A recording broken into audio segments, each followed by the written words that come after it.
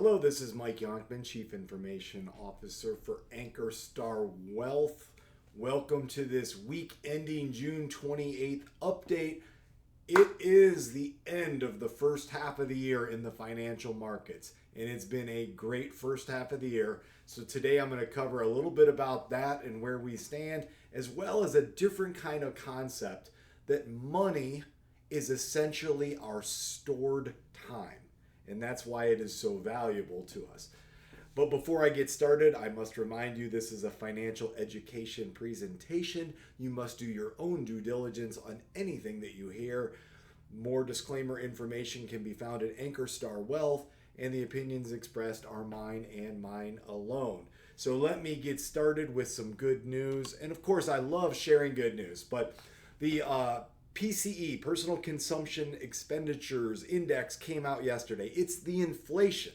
And I know that inflation's affected us in a negative way the last couple of years. You can see on the screen a graph, and you can see it spikes up in 2022 and starts coming down in 23. And the Fed is trying to get this thing lower, but it's down to 2.6%, which means things are 2.6% more expensive than they were a year ago. And, that thing's probably not ever going to go to negative. Things aren't going to get less expensive, but they'll get more expensive more slowly. That's what we want. And that's good news for us as investors. That's good news for this country. So that's the first thing.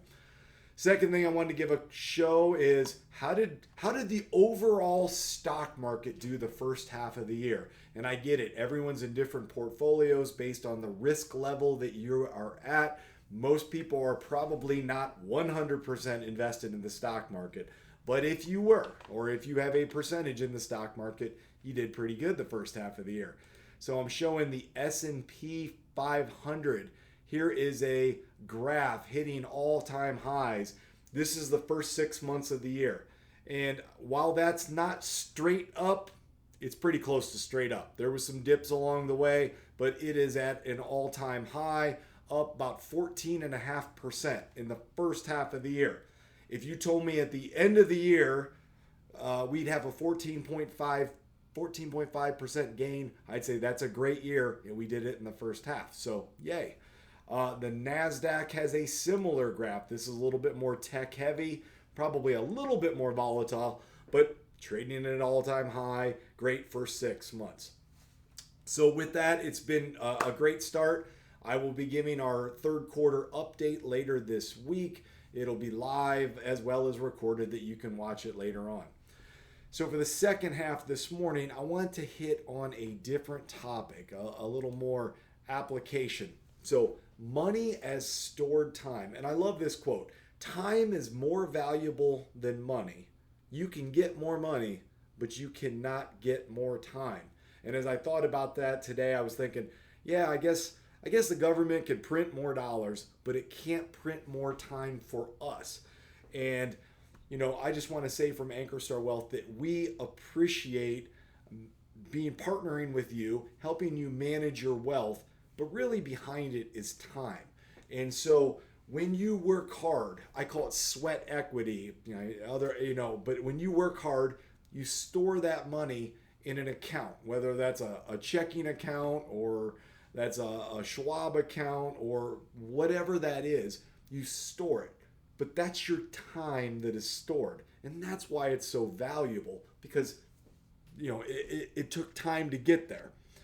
So with that, one reason why time is so important is, you only have so much in your life, so you should value each moment. And hopefully you do. I know that I do. I know that our team does.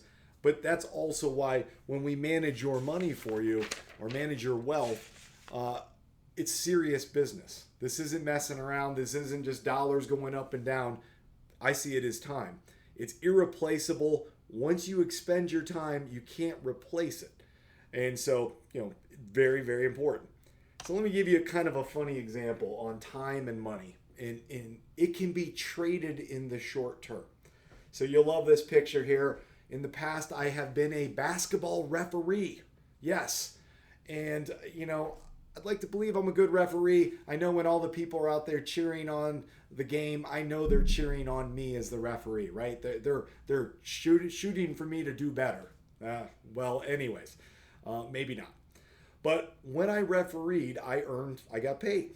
And I would take that money, and I'm not the best cleaner in the world, but I paid somebody to clean.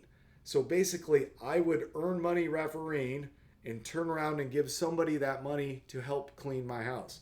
And I appreciated that. I was trading my time in the short term to accomplish something. Could I have just cleaned it myself? Yes, I could have. But that's a way that you can transfer wealth. And you may say, well, that's a crazy example.